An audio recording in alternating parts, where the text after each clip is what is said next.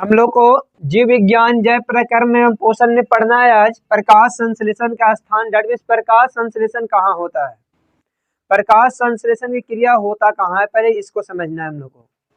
तो देखिए प्रकाश संश्लेषण का जो स्थान है वो होता है पेड़ पत्ते, जो पेड़ पौधे जो होते हैं उनके पत्तियों में होता है। प्रकाश संश्लेषण की क्रिया कहाँ होती है, पत्तियों में होता है। एक मिनट, हरे पेड़ पौधे जो होते हैं ना उनके पत्तियों में प्रकाश संश्लेषण की क्रिया होती है, और कुछ पौधे ऐसे होते हैं जिनके छालों में भी प्रकाश संश्लेषण की क्रिया होते हैं, है ना। तो प्रकाश संश्लेषण की क्रिया कैसे होती है, तो हम बताए थे कि प्रकाश संश्लेषण के लिए 4 मुख्य घटक होते हैं। पहला होता है क्लोरोफिल, क्लोरोफिल। तो जहां तक कि हम बात कर रहे हैं कि हरे पेड़ पौधे, तो हरे पेड़ पौधे में क्लोरोफिल मौजूद होता है। सभी हरे पेड़ पौधों में क्लोरोफिल मौजूद होता है। तो ये कहीं बाहर से नहीं लेना है, इसको कहीं बाहर से नहीं लेना है। दूसरा होता है CO2 यानी कार्बन डाइऑक्साइड। तो ये कार्बन डाइऑक्साइड पत्तियों के ऊपर छोटा छोटा छिद्र होता है, उन छिद्रों को स्टोमाटा या रंध्र कहते हैं।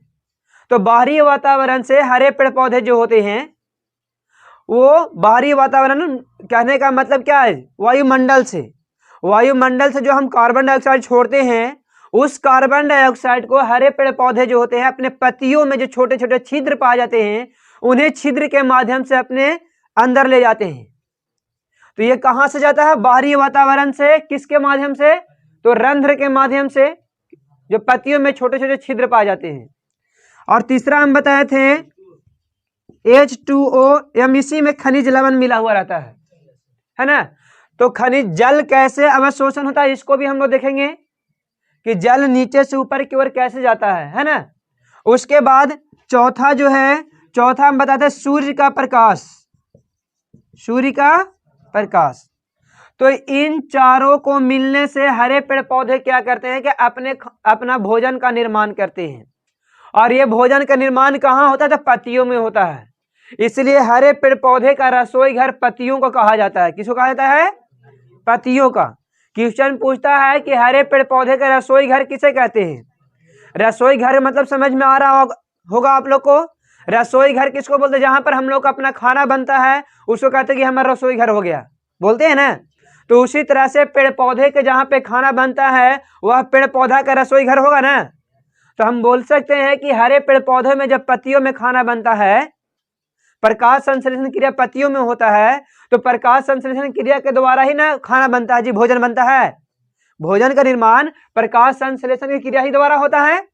और यह क्रिया कहाँ होता है, तो हरे पेड़ पौधे के पत्तियों में होता है, हरे पेड़ पौधे के पत्तियों में होता है। इसीलिए हरे पेड़ पौधे का रसोई घर हम लोग पत्तियों को बोलते हैं। किसको बोलते हैं, पत्तियों को, है ना। ये पत्तियों कहने का मतलब वो पत्ती हम नहीं बोल रहे हैं, हस्बैंड वाइफ वाला नहीं बात है। यहाँ पर हरे पेड़ पौधे के पत्ती की बात कर रहे हैं ना, पत्तियां जो होती हैं उसकी बात कर रहे हैं। अब है बात यहाँ पे कि क्लोरोफिल, तो हरे पेड़ पौधे में CO2 कैसे अंदर बाहर, ऑक्सीजन बाहर जाता है, CO2 अंदर आता है, यह क्रिया कैसे होता है, तो यह क्रिया रंध्र के द्वारा होता है। किसके द्वारा होता है, रंध्र के द्वारा। तो हम रंध्र के बारे में पूरा डिटेल दिखाएंगे, अभी बताएंगे कि रंध्र क्या होता है। तो रंध्र जो होता है से हरे पेड़ पौधे के जो पत्तियां होते हैं उन पत्तियों में छोटे छोटे छिद्र होते हैं, उन्हीं छिद्रों को हम लोग स्टोमाटा या रंध्र कहते हैं। और उसी रंध्र के माध्यम से हम लोग क्या करते हैं, यहाँ पे हरे पेड़ पौधे जो होते हैं क्या करते हैं, हरे पेड़ पौधे CO2 को ग्रहण करते हैं और O2 को छोड़ते हैं। तब बात होती है कि यहाँ पर रंध्र कैसे काम करता है, रंध्र वर्क कैसे करता है, क्या इसको कैसे छोड़ता है। तो देखिए रंध्र का खुलना एवं बंद होना, रंध्र जब पत्ती जो होता है, रंध्र के दीवार जो होते हैं वो स्फीति पर निर्भर करता है, खुलना और बंद होना रंध्र के स्फीति पर। तो यहाँ पर जब क्या होता है कि जल से जब भर जाता है रंध्र, तो रंध्र जल से भरने के कारण वो मोटा हो जाता है, फूल जाता है, और फूलने के क्रम में खुल जाता है, क्या होता है, तो उसको कहते हैं रंध्र का खुलना। और आगे पढ़िएगा आप वाष्पोत्सर्जन, जब वाष्पोत्सर्जन हो जाता है हरे पेड़ पौधे में तो जल उष्मा आदि वाष्प बन करके उड़ जाते हैं, तो जल जब खत्म हो जाता है तो धीरे धीरे धीरे धीरे वो क्या सिकुड़ने लगता है रंध्र, और सिकुड़ करके बंद हो जाता है। तो रंध्र का खुलना और बंद होना, रंध्र के खुलने और बंद होने के कारण ही CO2 अंदर प्रवेश करता है। और जल, हरे पेड़ पौधों में 2 प्रकार के ऊतक पाए जाते हैं, जाइलम ऊतक और फ्लोएम ऊतक। जाइलम ऊतक और, तो ये जाइलम ऊतक के माध्यम से क्या करता है कि जड़ के माध्यम से, हरे पेड़ पौधे में जो जाइलम ऊतक पाए जाते हैं वो जड़ के अंदर, जड़ के माध्यम से क्या करते हैं, मूल रोम जिसको बोलते हैं, रेशा निकला रहता है ना, उसको मूल रोम बोलते हैं। क्या बोलते हैं? तो उस मूल रोम के माध्यम से पृथ्वी के अंदर से जल एवं खनिज लवण का अवशोषण करते हैं, और अवशोषण करके हरे पेड़ पौधे एवं पत्तियों तक पहुंचाता है। जल को कहां तक पहुंचाता है? पत्तियों तक। तो ये किसके द्वारा आ रहा है? जाइलम ऊतक के द्वारा। किसके द्वारा? और सूर्य के प्रकाश की उपस्थिति में जब उसको हीट होता है, हीट मिलता है, तब जाके अपना खाना बनाते हैं, और खाना के रूप में क्या बन जाता है? ग्लूकोज का निर्माण होता है। और ये ग्लूकोज फिर कहां जाता है? तो हरे पेड़ पौधे जो होते हैं उनके शरीर में एक फ्लोएम ऊतक पाया जाता है। क्या पाया जाता है? और उन्हीं फ्लोएम ऊतक के माध्यम से ये जो भोजन का निर्माण होता है, वो भोजन पूरे शरीर में ट्रांसफर कर दिया जाता है, पूरे शरीर में भेज दिया जाता है। किसके माध्यम से? तो फ्लोएम ऊतक के माध्यम से। समझ में आया? अब यहां हम लोग देखेंगे रंध्र। रंध्र क्या होता है? हम लोग यहां सबसे पहले रंध्र के बारे में देखें, रंध्र क्या है। तो बोल रहा है कि पौधे के पत्तियों व अन्य वायवीय हरे मुलायम भागों पर उपस्थित छोटे छोटे छिद्र रंध्र, पर्णरंध्र या स्टोमाटा कहलाता है। क्या कहलाता है? यानी हरे पेड़ पौधे में जो छोटे छोटे छिद्र पाए जाते हैं पत्तियों में एवं वायवीय हरे भागों में, जो मुलायम होते हैं भागों पर क्या करते हैं, छोटे छोटे छिद्र पाए जाते हैं, उसी को हम लोग रंध्र बोलते हैं, या पर्णरंध्र बोलते हैं, या स्टोमाटा बोलते हैं। क्या बोलते हैं? इसी को हम लोग रंध्र कहते हैं। क्या कहते हैं? अब यहां पर हम लोग रंध्र देखेंगे। अब यहां पे है रंध्र या पर्णरंध्र का वितरण। तो रंध्र या पर्णरंध्र या स्टोमाटा पौधे के पत्तियों में अन्य शाकीय वायवीय हरे मुलायम भागों पर पाए जाते हैं। जहां पेड़ पौधे के पत्तियों एवं हरे भाग जहां पे पाए, जहां मुलायम होते हैं, उस भाग में भी ये रंध्र पाए जाते हैं। किंतु पत्तियों पर इनकी उपस्थिति अति आवश्यक है, क्योंकि पत्तियों में ही खाना बनता है, और पत्तियों से ही क्या किया जा सकता है, हरे पेड़ पौधे क्या करेंगे, हरे पेड़ पौधे पत्तियों में जो रंध्र पाए, तो उसी रंध्र के माध्यम से CO2 को ग्रहण कर पाएंगे। तो इसीलिए बोला जा रहा है पत्तियों में इनकी उपस्थिति अनिवार्य है। अगर पत्तियों में इनकी उपस्थिति नहीं हो पाएगी तो ये भोजन का निर्माण नहीं होगा, भोजन का निर्माण नहीं होगा। इसीलिए बोला जा रहा है कि किंतु पत्तियों पर इनकी उपस्थिति अति आवश्यक तथा महत्वपूर्ण है। ठीक है। पृष्ठधारी पत्तियों में रंध्र अधिकतर निचली या अपाच सतह की बहन त्वचा पर ही होते हैं। ऊपरी या उभयच मतलब ऊपरी सतह पर जो उठा हुआ रहता है, अभयच सतह पर ये बिल्कुल नहीं होते हैं, या बहुत कम होते भी हैं तो बहुत कम होते हैं। समद्विपार्श्व पत्तियों की 2 सतह होते हैं। कितने सतह होते हैं? एक निचली सतह, एक ऊपरी सतह। तो ऐसे पत्तियों में ऊपरी सतह पर रंध्र नहीं पाए जाते हैं, अगर पाए भी जाते हैं तो बहुत कम पाए जाते हैं, ना के बराबर। और इनमें सबसे निचली सतह पर पाए जाते हैं। किसमें पाए जाते हैं? निचली सतह पर। पानी के तल पर तैरने वाले पत्तियों में रंध्र केवल ऊपरी सतह पर पाए जाते हैं। जो पानी में जो पत्ती पाए जाते हैं, जो पानी में पौधे उगते हैं, उनके पत्तियों में केवल ऊपरी सतह पर रंध्र पाई जाती है ना। जबकि जलमग्न पत्तियों में रंध्र नहीं होते हैं। और जो जलमग्न होते हैं, जो जल में डूबे हुए रहते हैं, उन पौधों में, उन पौधे के पत्तियों में क्या रंध्र नहीं होते हैं। और फिर क्या है, मरुद्भिदों की पत्तियों में रंध्र प्रायः बहुत ही कम होते हैं और सामान्यतः गड्ढों में फंसे हुए स्थित होते हैं। और जो गड्ढे में फंसे हुए रहते हैं उन पौधों में रंध्र बहुत कम होता है। क्या होता है? बहुत कम होता है। यहाँ पर देखो रंध्र है, ये क्या है? रंध्र है। इसी पर ये बहुत ही छोटा होता है जो हम लोग को दिखाई नहीं देता है, लेकिन उसको जूम करके ये दिखाया गया है वीडियो में, है ना। यहाँ क्या है कि देखिए ये क्या है, इसको बोलते हैं हम लोग, ये जो सतह है इसको बोलते हैं, ये वाला को द्वार कोशिकाएं। क्या बोलते हैं? द्वार कोशिकाएं। ये दोनों सतह क्या है? द्वार, जो पीली पीली जैसा दिखाई दे रहा है वो क्या है? द्वार कोशिकाएं। और ये जो है ये वाला भाग देख रहे हो जो छिद्र जैसा दिखाई दे रहा है, इसी को हम लोग बोलते हैं रंध्र। क्या बोलते हैं? रंध्र, छिद्र बोलते हैं। और ये सहायक कोशिका होता है, ये जो होता है बाहरी वाला सतह ना, ये क्या होते हैं? सहायक कोशिका होते हैं। और ये जो स्ट्रक्चर दिखाई दे रहा है ये वाला, इस सतह को हम लोग बोलते हैं हरित लवक, जिसको क्लोरोफिल बोलते हैं। क्या बोलते हैं? ये क्लोरोफिल है। क्लियर है ना। अब देखेंगे हम लोग कि ये काम कैसे करता है, काम किस प्रकार से करता है, उसको हम लोग दिखाते हैं। अब यहाँ पे संरचना इसका देखिए, लिखा है कि द्वार कोशिकाओं को घेरे हुए अनेक कोशिकाएं शेष बाह्य त्वचा की कोशिकाओं से आकार प्रकार में भिन्न होती है। ये कोशिकाएं सहायक कोशिकाएं कहलाती है। देखो ये जो होते हैं इनके आकार से बिल्कुल इनका आकार भिन्न है कि नहीं है, तो इन कोशिकाओं को हम लोग सहायक कोशिका बोलते हैं। क्या बोलते हैं? ये टोटल क्या है? सहायक कोशिका है। क्या है? द्वार कोशिकाओं के कोशिका द्रव्य में हरित लवक होते हैं। और द्वार कोशिका जो होता है इसमें देखिए ये द्वार कोशिका है, तो इसमें जो ये कोशिका पाए जाते हैं इन कोशिकाओं को हरित लवक बोलते हैं। क्या बोलते हैं? हरित लवक बोलते हैं। जबकि बाह्य त्वचा की अन्य कोशिकाओं में ये नहीं होते हैं। और बाह्य त्वचा, ये जो बाहरी त्वचा है, इन कोशिकाओं में हरित लवक नहीं होते हैं। अब यहां पर है रंध्र का खुलना और बंद होना। रंध्र का खुलना और रंध्र समानता दिन के समय खुले व रात्रि के समय बंद रहते हैं। कभी कभी ये दिन के समय भी बंद हो जाते हैं। कभी कभी दिन के समय भी क्या होते हैं? ये बंद हो जाते हैं। और फिर जब द्वार कोशिकाएं स्फीति होती है तो रंध्र खुल जाता है। स्फीति मतलब मोटा, फूल कर मोटा हो जाना। हम बताए थे कि जब इस दीवार में जब जल भर जाता है तो ये धीरे धीरे मोटा हो जाता है, फूल जाता है, और फूलने के कारण में क्या होता है?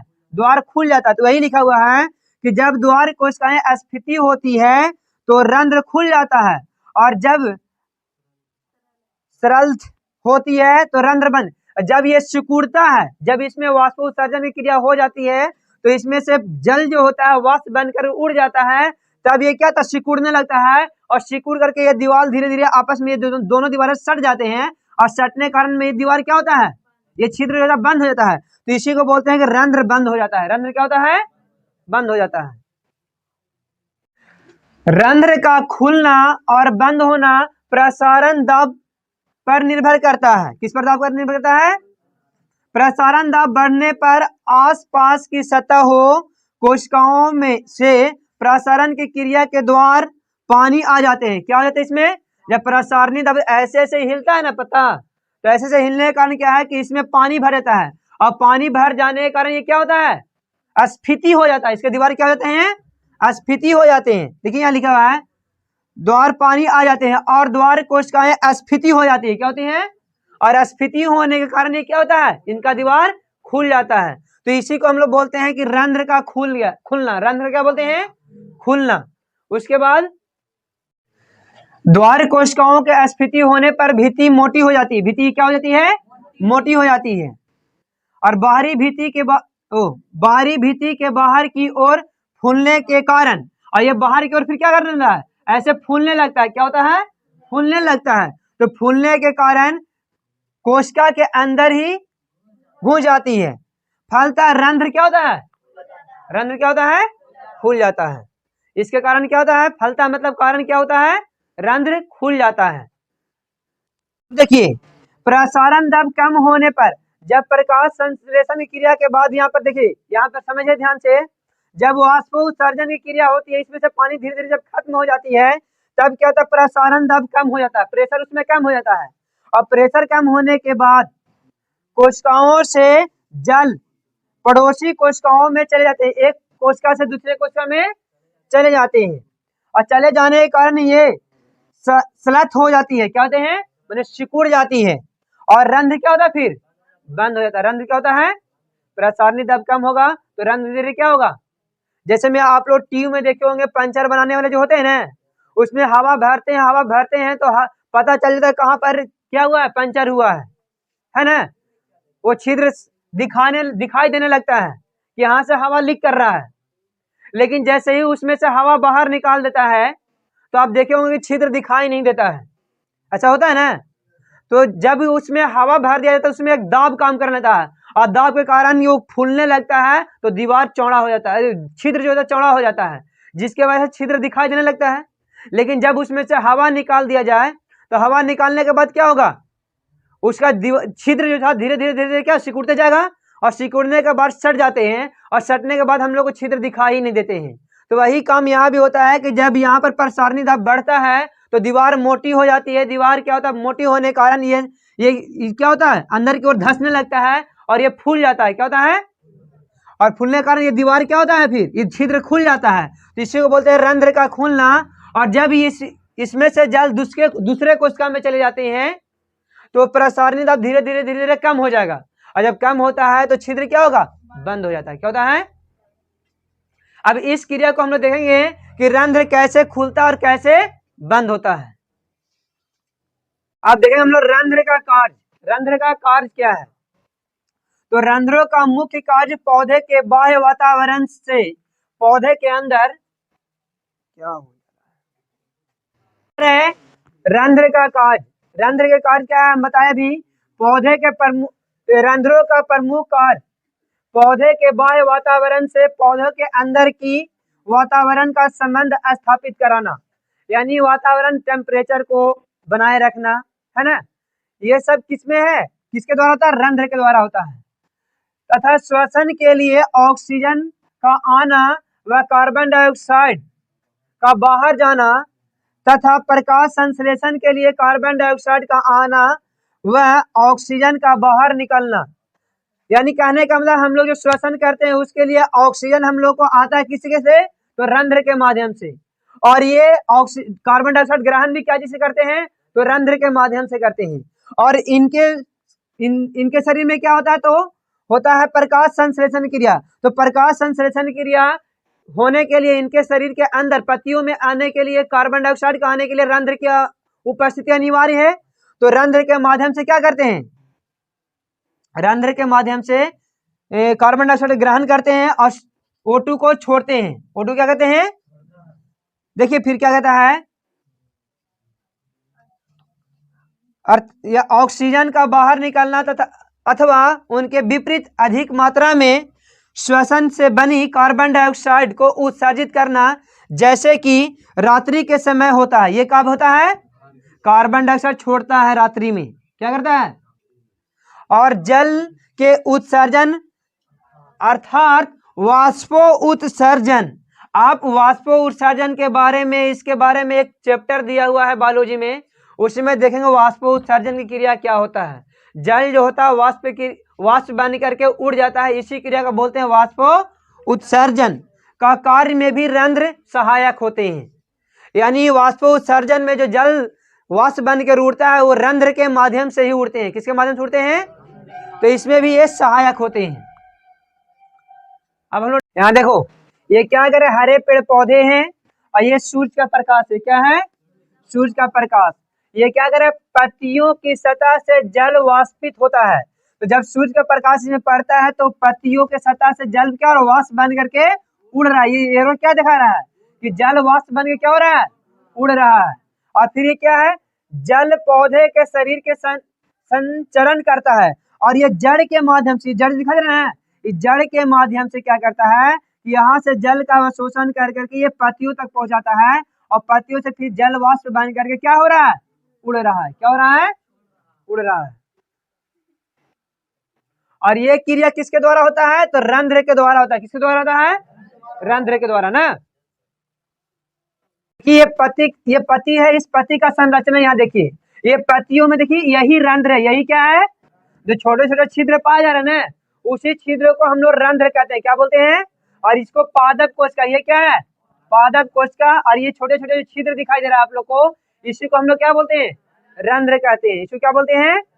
रंध्र बोलते हैं। यहाँ पर आप देख रहे होंगे कि जल क्या हो रहा है, वाष्प बन करके उड़ रहा है। देखिए यहाँ पे दिखा रहा है ना, ये देखिए ये दिखाई दे रहा लाइन, ये जल जो है से जड़ के माध्यम से ऊपर की ओर ले जाया जा रहा है। दिखाई दे रहा होगा साफ साफ आप लोग को, देख रहे हैं ना, उजला उजला दिखाई दे रहा है। उसमें क्या हो रहा है कि जल वाष्प बनकर कहाँ जा रहा है? उसके बाद देख रहे हैं पत्तियों में जाता है, तो पत्तियों से भरने के बाद ये देखिए ये क्या होता है, खुलता और बंद होता, खुलता और, जब इसमें पानी पड़ता है, पानी अंदर जाता है तो क्या होता है? प्रकाश, जल, ताप और आर्द्रता CO2 सब ये दिखाई दे रहा है। तो सबको मैनेज कौन करता है? रंध्र करता है। कौन करता है? देखिए यहाँ पे आप लोग देख रहे होंगे ऐसे लाइन दिखाई दे रहा है ना, तो ये क्या कर रहा है कि जल को क्या कर रहा है? निकाल रहा है। वाष्प उत्सर्जन क्रिया द्वारा क्या कर रहा है? निकाल रहा है।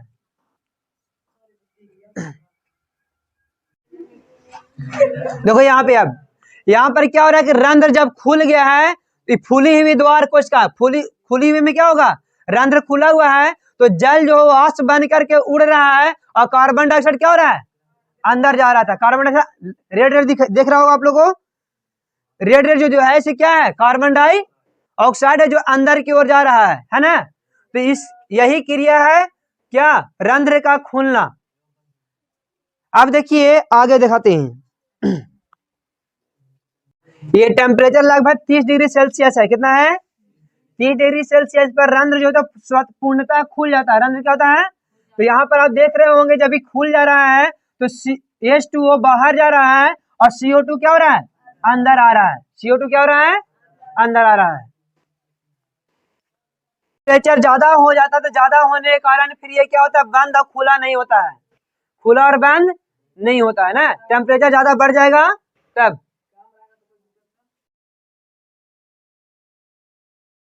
हम लोग को जैव परिक्रम एवं पोषण के बारे में पढ़ना है, जिसमें हम लोग पढ़ चुके हैं प्रकाश संश्लेषण की क्रिया कैसे होती है। यानी रंध्र के बारे में हम लोग पढ़े हैं कि पत्तियों के ऊपर में जो छोटे छोटे छिद्र होते हैं, उन्हीं छिद्रों को हम लोग रंध्र या स्टोमाटा कहते हैं। और ये सारा बात हम बताए थे कि रंध्र किस में पाया जाता है, कहाँ पाया जाता है। जलमग्न अगर पौधा होगा तो उसके पत्तियों में रंध्र नहीं पाया जाता है। जो जल में रहने वाले पौधे हैं उनके ऊपरी सतह पर सिर्फ छिद्र पाए जाते हैं, स्टोमाटा पाए जाते हैं, जिसको रंध्र बोलते हैं हम लोग ना। तो ये सारा बात हम लोग कल बताए थे। आज हम लोग जानेंगे कि प्रकाश संश्लेषण के लिए क्लोरोफिल आवश्यक है। ये बहुत ही इंपॉर्टेंट क्वेश्चन है, एग्जाम में पूछ देता है कि प्रकाश संश्लेषण के लिए CO2 आवश्यक है, एक प्रयोग द्वारा समझाएं या साबित करें, है ना। तो इस प्रकार के क्वेश्चन को हम लोग थोड़ा अच्छा से डिस्कस करेंगे ताकि अच्छे समझ में आए। आप लोग अपने से खुद लिख लीजिएगा, ठीक है ना। तो ध्यान दीजिएगा, यहाँ पे हम क्या बोल रहे हैं कि प्रकाश संश्लेषण के लिए क्लोरोफिल आवश्यक है।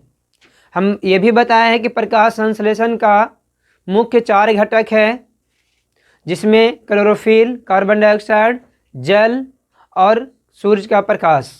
जल में ही घुला हुआ रहता है क्या? ग्लूकोज नहीं जी, ग्लूकोज तो बनता है कार्बोहाइड्रेट को ना बोलते हैं उसको, खनिज लवण घुला हुआ रहता है जल में ना। तो जो इस सब के अभिक्रिया के फल चारों जब आपस में मिल जाते हैं, तो मिलने के बाद जो यहाँ ग्लूकोज का निर्माण होता है, जिसको कार्बोहाइड्रेट बोलते हैं। क्या बोलते हैं? तो कार्बोहाइड्रेट का निर्माण होता है ना। तो इस कार्बोहाइड्रेट का निर्माण के लिए क्लोरोफिल आवश्यक है, ये हम साबित करने जा रहे हैं। तो सबसे पहले देख लीजिए कि एक हम पत्ता ले लेंगे। क्या करेंगे? एक पत्ता लेंगे। देखिए थोड़ा सा ये बना लेते हैं हम लोग सेटअप। ये हम लोगों ने सेटअप बना लिया।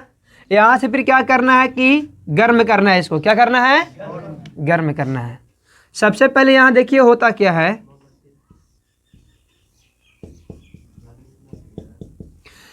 एक हम कोलियस का पत्ता लेंगे। क्या चीज़ का लेंगे? कोलियस का पत्ता ऐसा लेना है जिसका अधिकांश भाग हरा हो, कुछ भाग जो है क्या हो, सूखा हुआ हो, पीला हो। कैसा हो? पीलापन रहता है ना।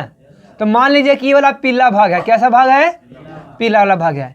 इसको सबसे पहले हम उबालेंगे। सबसे पहले क्या करना है? इसको उबालना है। उबालने के बाद गर्म करना है। उबालना का मतलब क्या? पानी में गर्म करना है। पानी में गर्म करने के बाद इसको निकाल लेना है। निकालने के बाद उसको फिर धो देंगे। निकालने के बाद क्या करेंगे? ठंडा पानी के साथ धो देंगे।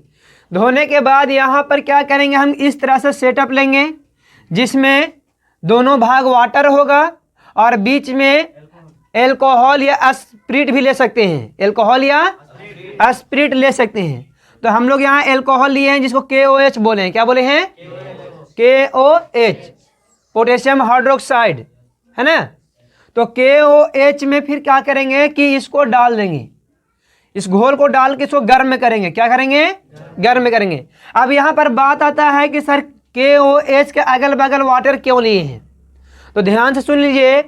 KOH एल्कोहल या स्पिरिट जो होता है वो जैसे इस आग के संपर्क में आता है तो आग पकड़ लेता है, समझ में आ रहा ना। तो इसको नियंत्रित करने के लिए दोनों साइड हम लोग पानी भर देंगे। क्या कर देंगे? पानी को भर देंगे ताकि इसमें आग ना लगे, ठीक है, ताकि इसमें आग ना लगे। इसलिए हम लोग क्या करेंगे, तो इसको हम लोग क्या करेंगे, स्पिरिट में इसको गर्म करेंगे। कब तक गर्म? जब तक कि इसमें से पूरा हरा वाला भाग झर नहीं जाता है, पूरा हरा वाला भाग इसमें घुल नहीं जाता है, तब तक इसको हम गर्म करते रहेंगे। क्या करेंगे? और जब हरा वाला भाग सभी इसमें घुल करके सफ़ेद हो जाएगा तब इस पत्ता को निकाल लेना है। तब क्या करना है? तो पत्ता को यहाँ हम ऐसे निकाल लेंगे।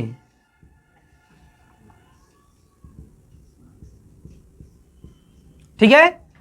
तो यहाँ पर आप देखिएगा कि अधिकांश भाग क्या हो जाता है, एकदम सफ़ेद हो जाता है। क्या होता है? क्योंकि इसमें से जो भी हरा वाला भाग था, क्लोरोफिल था, वो अल्कोहल के साथ घुल गया। घुलने के बाद क्या हुआ? हट गया। तो ये सफ़ेद भाग हो गया। अब इसमें क्या करना है कि इसको हम लोग थोड़ा सा पानी, ठंडा पानी से धो लेंगे। ठंडे पानी से क्या करेंगे? धोने के बाद इसको कुछ देरी के लिए सूखने के लिए छोड़ देंगे। कुछ समय के लिए सूखने के लिए छोड़ देंगे। और उसके बाद हम लोग क्या करेंगे कि आयोडीन का घोल, आयोडीन का घोल यानी नमक का घोल तैयार करेंगे और इसमें 2-4 बूंद चुआएंगे। 2-4 बूंद क्या करेंगे? तो 2-4 बूंद डालने के बाद आप देखिएगा कि जहाँ पर ये हरा हरा भाग था वो नीला हो जाता है। कैसा हो जाता है? हरा वाला भाग कैसा हो जाता है? नीला हो जाता है। और जो सूखा हुआ था, जो पीला था, उसमें कोई परिवर्तन नहीं होता है, वो पीला का पीला ही रह जाता है। तो यानी नीला बन जाना मतलब स्टार्च का निर्माण हो जाना। नीला बनने का मतलब क्या हुआ? स्टार्च का निर्माण हो जाता है। जब इससे क्या साबित हो रहा है कि स्टार्च कहाँ बन रहा है? जहाँ पर क्लोरोफिल था, और जहाँ पर क्लोरोफिल नहीं था वहाँ पर स्टार्च का निर्माण नहीं हो रहा है। तो इससे यह साबित होता है कि सूर्य के प्रकाश में प्रकाश संश्लेषण के लिए क्लोरोफिल आवश्यक है। यानी कार्बोहाइड्रेट का बनना मतलब स्टार्च बनना। कार्बोहाइड्रेट जो बनता है ना प्रकाश संश्लेषण की प्रक्रिया द्वारा, तो कार्बोहाइड्रेट का बनना मतलब स्टार्च तैयार होना। तो यहाँ स्टार्च कब तैयार हो रहा है? किस भाग में हो रहा है? जिसमें क्लोरोफिल पाया जा रहा था वो भाग कैसा हो गया? नीला हो गया। कैसा हो गया? और जो भाग में क्लोरोफिल नहीं था वो भाग पीला का पीला ही रह गया। क्या रह गया? पीला का पीला ही भाग रह गया। इसमें कोई परिवर्तन नहीं हुआ, इसमें कोई परिवर्तन। लेकिन ये वाला जो एरिया है, ये पूरा एरिया जो हुआ सब बुल्लू हो गया। कैसा हो गया? बुल्लू हो गया ये पूरा एरिया। तो इससे क्या साबित हो रहा है? इससे यही ना साबित हो रहा है कि जिस भाग में क्लोरोफिल था उसमें स्टार्च का निर्माण हुआ और जिस भाग में क्लोरोफिल नहीं था उसमें स्टार्च का निर्माण नहीं हुआ। अतः हम कह सकते हैं कि प्रकाश संश्लेषण के लिए क्लोरोफिल क्या है? आवश्यक है। क्लोरोफिल क्या है? तो इस प्रयोग द्वारा यही ना साबित हो रहा है कि प्रकाश संश्लेषण के लिए क्लोरोफिल क्या है? आवश्यक है। अब इसको लिखना होता है, ये 5 नंबर का क्वेश्चन आता है। तो कैसे लिखेंगे? हम लोग लिखेंगे एकदम लिखने का आसान तरीका, एक कोलियस का पता लेंगे जो कुछ भाग सूखा हुआ हो, कुछ भाग पीला हो, कुछ भाग क्या है? हरा हो। ऐसा पता लेने के बाद इसको गर्म पानी से क्या कर उबालेंगे। गर्म पानी में क्या करेंगे? उबालेंगे। हम लिखने का तरीका है, ऐसा नहीं है कि हम लोग किताबी भाषा में लिख रहे हैं। जो जो काम किए वही लिख देना है। क्या करेंगे? इसको गर्म करेंगे, उबालेंगे। गर्म पानी के साथ उबालने के बाद इसको ठंडे पानी से धो देंगे। ठंडे पानी से क्या करेंगे? धोने के बाद क्या करेंगे कि इसको अल्कोहल या स्पिरिट के साथ गर्म करेंगे। अल्कोहल या स्पिरिट के साथ गर्म करेंगे। तो गर्म करने के तब तक गर्म करते रहेंगे जब तक कि इसमें क्लोरोफिल जो है पूर्णतः एल्कोहल में घुल ना जाए। जब तक घुलता है तब तक इसको क्या करेंगे, हम गर्म करते रहेंगे। और जब पूर्णतः इसमें घुल जाएगा तब हम इस पत्ता को बाहर निकालेंगे और ठंडे पानी से धो देंगे।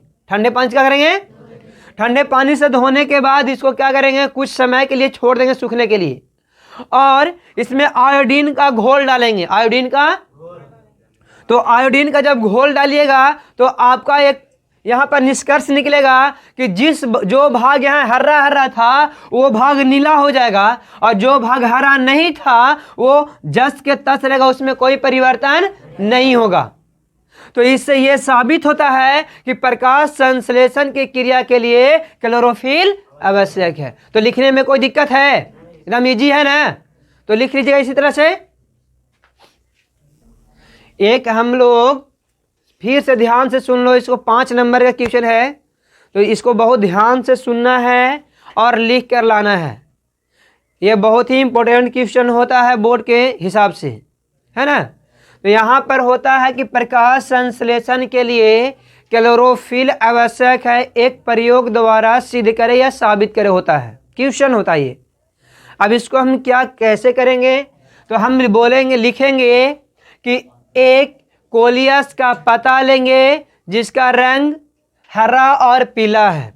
तो हरा रंग हमको ये दर्शाता है कि इसमें क्लोरोफिल पाया जा रहा है, और पीला रंग यानी कहने का मतलब जहाँ तहाँ क्या होता है, क्लोरोफिल गायब हो जाता है, खत्म हो जाता है, तो वो भाग जो होता है पीला पीला हो जाता है। कैसा हो जाता है, पीला पीला हो जाता है।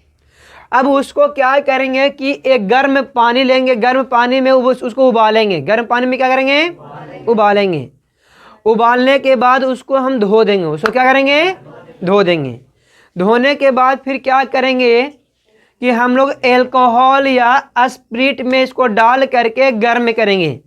तो स्प्रिट जो होता है वो रंग को गायब कर सकता है, रंग को गायब कर देता है ना, रंग को क्या करता है। स्प्रिट इतना खतरनाक होता है कि अगर कहीं पड़ जाए तो क्या कर सकता है, जला भी सकता है। समझ में आया। तो यहाँ पर क्या हुआ कि एल्कोहल में इसको डाले और नीचे से आग लगा दिए, है ना, यानी इसको गर्म करेंगे। और दोनों साइड हम लोग क्या लिए हैं, पानी क्यों लिए हैं, क्योंकि हम जानते हैं कि एल्कोहल और स्प्रिट आग के संपर्क में आते ही इसमें आग लग सकता है, इसलिए दोनों साइड हम पानी ले लिए ताकि इसके टेम्परेचर को नियंत्रित कर सके। इसको हम लोग गर्म कर रहे हैं, गर्म कर रहे हैं, तब तक गर्म करते रहेंगे जब तक कि इसमें से क्लोरोफिल का जो अंश है वो इसमें पूर्णतः घुल ना जाए। तो आप धीरे धीरे देखिएगा यहाँ पे कि इसमें यह स्पिरिट या अल्कोहल है तो धीरे धीरे हरा होता जाएगा। क्यों हरा होगा, क्योंकि इसका रंग जो होगा धीरे धीरे गायब कर देगा। धीरे धीरे क्या करेगा, गायब कर देगा। इसमें जो क्लोरोफिल है, क्लोरोफिल पूर्णतः इसमें घुल जाता है। जब पूर्णतः इसमें घुल जाएगा तो हम लोग पत्ता को फिर से बाहर निकालेंगे और बाहर निकाल करके इसको ठंडे पानी से धो देंगे। ठंडे पानी से क्या करेंगे, धो देंगे। धोने के बाद कुछ समय के लिए 1 से 2 मिनट के लिए इसको सूखने के लिए छोड़ देना है। उसके बाद हम लोग क्या करेंगे, एक डिस्क या किसी सतह पर ऐसे रख देंगे और रखने के बाद आयोडीन का घोल यानी आयोडीन और पानी मिला देंगे तो आयोडीन का घोल तैयार हो ना गया। नमक को पानी में मिला देंगे तो आयोडीन का घोल तैयार हो गया। अब उस आयोडीन को हम लोग क्या करेंगे कि इस पत्ता पर डालेंगे। तो आप पत्ता पर डालिएगा तो कुछ समय बाद देखिएगा कि जो यहाँ पर हरा हरा भाग था वो नीला हो जाता है। कैसा हो जाता है, लेकिन जो चीतीदार या पीला कलर के था वो जस के तस, उसमें कोई रंग परिवर्तन नहीं हुआ है। तो नीला का बनना मतलब हो रहा है कि इसमें स्टार्च बन रहा है। क्या बन रहा है, और स्टार्च के फलस्वरूप ही कार्बोहाइड्रेट का निर्माण होता है। जब स्टार्च बनेगा तो कार्बोहाइड्रेट बनेगा। तो अब यहाँ पर ध्यान दीजिए कि स्टार्च कौन सा भाग में बन रहा है, जिस भाग में क्लोरोफिल है, और जिस भाग में क्लोरोफिल नहीं है उसमें स्टार्च का निर्माण नहीं हो पा रहा है। तो हम इससे यह साबित हो रहा है कि क्लोरोफिल जो होता है प्रकाश संश्लेषण के लिए अति आवश्यक है। साबित हो गया ना, क्लियर है। तो इसी तरह से लिख देना है, आपको 5 नंबर मिल जाएगा। अब यहाँ पर अगला क्वेश्चन होता है कि प्रकाश संश्लेषण के लिए CO2 आवश्यक है। क्या आवश्यक है अब? CO2। ये भी बहुत ही इंपॉर्टेंट क्वेश्चन है। ये दोनों क्वेश्चन में से एक क्वेश्चन जरूर पूछेगा, है ना, क्योंकि लगभग हर एक वर्ष ये दोनों में से एक क्वेश्चन आता ही है। तो यहाँ पर देखेंगे हम लोग CO2 आवश्यक है। इस बात को हम लोग को सिद्ध करना है कि प्रकाश संश्लेषण के लिए अभी अभी हम लोग सिद्ध किए कि क्लोरोफिल आवश्यक है। अब हम लोग को सिद्ध करना है कि CO2 आवश्यक है। तो देखिए हम लोग क्या करेंगे, एकदम देखिए अपने लैंग्वेज अपने भाषा में लिखना है। ये भी 5 नंबर का ही क्वेश्चन रहता है। तो सबसे पहले करना क्या है कि एक गमला में लगा हुआ पौधा लेंगे। जैसा कि आप देख रहे हैं यहाँ पे कि गमला में लगा हुआ एक पौधा है। इस पौधा को 36 से 48 घंटे तक एक अंधेरे रूम में रखना है। अंधेरे रूम में इसलिए रखा जाएगा ताकि उसमें स्टार्च का निर्माण ना हो। स्टार्च का निर्माण यानी प्रकाश संश्लेषण की क्रिया ना हो, इसलिए इसको क्या करेंगे हम लोग, यानी 2 दिन, यानी हम कह सकते हैं 36 से 48 घंटे तक इसके अंधेरे रूम में रखना है। 36 से 48 घंटे तक इसको क्या करना है, अंधेरे रूम में रखना है। जब इसको 36 से 48 घंटे आप अंधेरे रूम में रखिएगा तो इसमें स्टार्च का निर्माण नहीं हो पाएगा, यानी इसका भोजन नहीं बन पाएगा, भोजन का निर्माण न हो पाएगा। तो अब क्या करना है कि इसको फिर बाहर निकालना है। बाहर निकाल करके धूप में रखना है 3 से 4 घंटा के लिए, 3 से 4 घंटा के लिए। तो अब ध्यान दीजिए यहाँ पे कि जब 3 से 4 घंटा के लिए निकाल करके जैसे ही बाहर निकालेंगे वैसे ही हम क्या करेंगे कि इसमें एक बोतल लगा देंगे। ये कॉर्क लगा रहता है, क्या लगा रहता है, रबर का कॉर्क होता है जो क्या करता है बोतल में आने जाने वाले गैस को रोकता है। ऐसे सट जाता है आपस में, सटने के बाद क्या होता है कि इसमें गैस का आदान प्रदान नहीं हो पाएगा। तो चौड़ी मुंह वाला एक बोतल लेंगे जिसमें क्या मिला हुआ रहता है, एल्कोहल रहता है, KOH, है ना। तो यहाँ पर जब इसको ले लेंगे इसके बाद क्या करेंगे कि इसको जहाँ तक इसको अंदर किए हैं ये अंदर वाला भाग को छोड़ देंगे और ऐसा कॉर्क की सहायता से इसको बंद कर देंगे। इसका मुंह को क्या करेंगे, बंद कर देंगे। बंद इसलिए करेंगे कि इसमें कोई भी गैस का आदान प्रदान ना हो सके, गैस का आदान प्रदान। इसके अंदर भी CO2 है लेकिन CO2 इसमें क्या होता है, जम जाता है। KOH में क्या हो जाता है, जम जाता है, जो काम नहीं करता है। लेकिन अब क्या करेंगे, बाहरी से इसको CO2 नहीं मिलना चाहिए, ऐसे कॉर्क के सहायता से इसको मुंह को बंद कर देंगे। पत्ता का आधा भाग बोतल के अंदर है और आधा भाग बोतल से बाहर है। आप इसको 3-4 घंटा के लिए ऐसे ही छोड़ देंगे। जब 3-4 घंटा के लिए जब इसको आप ऐसे ही छोड़ देंगे तो आप यहाँ पर देखिएगा, ध्यान से देखिएगा तो एक अलग सा इसमें प्रतीत होगा कि जो भाग बोतल के बाहर था, जो भाग बोतल क्या था, बाहर था, वो उसको क्या करेंगे, एक मिनट, इसको 3 से 4 घंटा के बाद यहाँ से पत्ता को तोड़ देना है। पत्ता को क्या करना है, तोड़ लेना है। 3 से 4 घंटे तक इसी सेटअप के साथ रहेगा। कॉर्क लगा हुआ बोतल इसमें इस तरह से लगा रहेगा। 4 घंटा के बाद ये पत्ता को तोड़ करके कॉर्क से बाहर कर लेना है। पत्ता क्या कर लेंगे, बाहर कर लेंगे। बाहर करने के बाद इसको क्या करेंगे, गर्म पानी से धो देंगे। गर्म पानी से क्या करेंगे, धो देंगे। धोने के बाद इसको हम लोग एक डिस्क पर रख देंगे।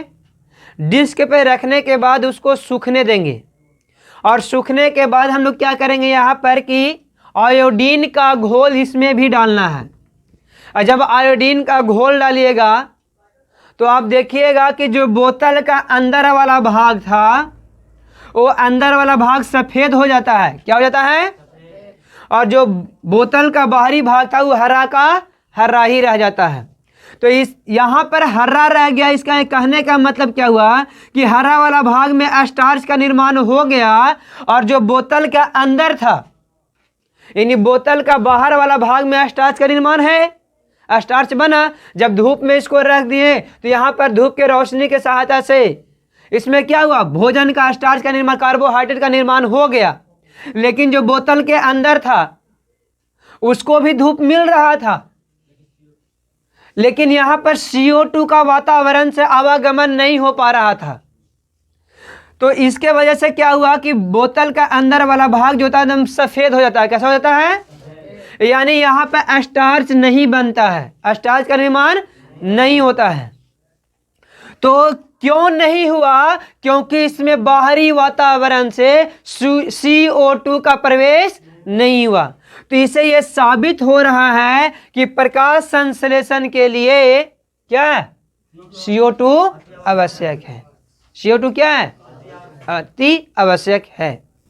देखिए यहां पर ध्यान से समझिएगा, प्रकाश संश्लेषण के लिए CO2 आवश्यक है।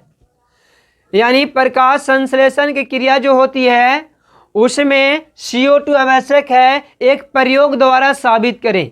ये क्वेश्चन आएगा आपको 5 नंबर का। कितना नंबर का है? 5 नंबर का। तो हम लोग क्या करेंगे, बोलेंगे कि एक गमले में लगे हुए पौधा को लेंगे। एक गमले में लगे हुए पौधा को, जैसा कि यहाँ लिखा हुआ गमले में लगा हुआ पौधा, गमले में लगा हुआ पौधा है। इस पौधा को 36 से 48 घंटा तक, 36 से 48 घंटा तक इसको क्या करेंगे हम लोग कि अंधेरे कमरे में रख देंगे। 36 से 48 घंटा तक इसको, ये सेटअप नहीं रहेगा, ये सिर्फ गमला वाला पौधा को 36 से 48 घंटा के लिए कहाँ रख देंगे? अंधेरे रूम में रख देंगे, ताकि इसमें स्टार्च का निर्माण ना हो सके।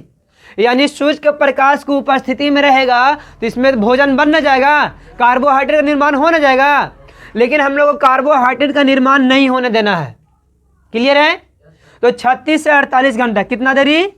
36 से 48 घंटा के लिए इसको रूम में रख देंगे, अंधेरे रूम में रख देंगे। फिर इसको क्या करेंगे कि हम 36 से 48 घंटा के बीच में से फिर इसको बाहर निकालेंगे। अंधेरे रूम से जब बाहर निकालेंगे तो किसी एक पत्ता को क्या करेंगे कि एक बोतल में हम लोग पैक कर देंगे। और इस बोतल में क्या होना चाहिए? तो एल्कोहल KOH होना चाहिए, और इसका मुंह चौड़ा होना चाहिए ताकि पत्ता अच्छी तरह से घुस जाए। ठीक है?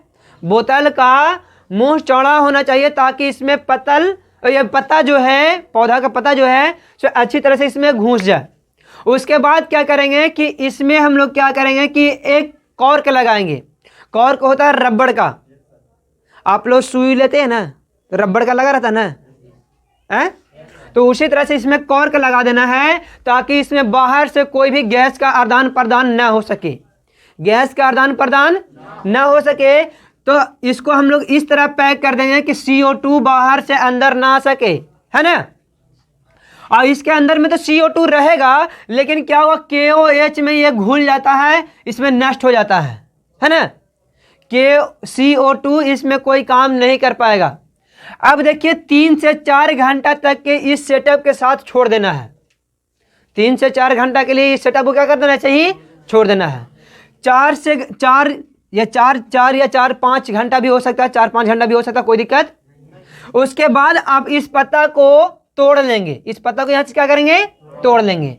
तोड़ने के बाद इस स्टार्च जो ये जो कॉर्क था, इस कॉर्क को हटा देंगे तो पत्ता बाहर निकल जाएगा। जब पत्ता बाहर निकाल लेंगे हम लोग, तो इसको गर्म पानी से धो देना है। गर्म पानी से क्या करना है? गर्म में पानी से धोने के बाद इसको हम लोग क्या करेंगे कि आयोडीन का घोल इस पर डालेंगे। आयोडीन का, जब आयोडीन को आप घोल डालिएगा इस पर, तो धीरे धीरे देखिएगा कि बोतल का जो अंदर वाला भाग था वो सफ़ेद होता जाएगा। क्या होता जाएगा? यानी ये जो हरा था पहले से, वो घुल करके सफ़ेद हो जाएगा। क्या हो जाएगा? लेकिन जो भाग बोतल के बाहर है उस भाग में कोई परिवर्तन ना होगा, वो हरा का हरा ही रह जाएगा। हरा का हरा ही रह जाएगा। तो हरा का हरा रहने का मतलब इसमें स्टार्च बना हुआ है, और जो सफ़ेद हो गया उसमें स्टार्च नहीं बना हुआ है ना। तो इससे साबित हो रहा है, क्यों नहीं हो रहा है? क्योंकि इसके बाहरी वातावरण, देखिए सूर्य का प्रकाश तो इसमें प्रवेश कर ही जाएगा, है कि नहीं। जल इसके माध्यम से मिल ही जाएगा, है ना। क्लोरोफिल तो था ही पहले से, तो इसके बाहर से और क्या नहीं मिला, तो CO2 नहीं मिला। CO2 नहीं मिलने के कारण इसमें स्टार्च का निर्माण नहीं हुआ। अतः इससे साबित होता है कि प्रकाश संश्लेषण के लिए CO2 आवश्यक है। क्लियर है? तो इसी तरह से हम लोग को जिस तरह से शुरू किए हैं, शुरू से लेकर लास्ट तक वही बात को लिख देना है, वो आपको 5 नंबर का क्वेश्चन हो जाएगा। क्लियर है? बहुत अच्छा। अगला क्वेश्चन होगा कि प्रकाश संश्लेषण के लिए जल आवश्यक है, एक प्रयोग द्वारा सिद्ध करें। तो ये बहुत ही नॉर्मल चीज है, आप घर में भी इसको सिद्ध कर सकते हैं, जितना भी सबको घर में सिद्ध कर सकते हैं। देखिए हम क्या करें, एक लगे हुए पौधा को क्या करेंगे, कबाड़ देंगे, है ना, और कबाड़ करके उसको पृथ्वी पर से रख देंगे। जड़ पौधा छोटा सा कबाड़िएगा और उसको कबाड़ करके एक पृथ्वी पर उसको रख देंगे। आप उसको एक दिन, दूसरा दिन के बाद आइएगा, देखिएगा उसको, तो उसका पत्ता मुरझाया हुआ नजर आएगा, है ना। देखिए उसमें सब चीज था, उसमें क्लोरोफिल भी था, हरा हुआ, CO2 बाहरी वातावरण से मिल सकता है उसको, और सूर्य के प्रकाश में भी रख देंगे। लेकिन उसमें क्या ऐसा नहीं मिल रहा है जो सूख गया। तो देखिए जड़ के माध्यम से क्या करते हैं कि हरे पेड़ पौधे जल एवं खनिज लवण का अवशोषण करते हैं, जो कि जब हम उसको पृथ्वी के सतह से ऊपर कबाड़ के रख देते हैं तो उसका जड़ पृथ्वी के संपर्क में ऊपरी सतह पर तो रहती है, लेकिन अंदर जहाँ पर नमी पाया जाता है उसमें नहीं रह पाता है।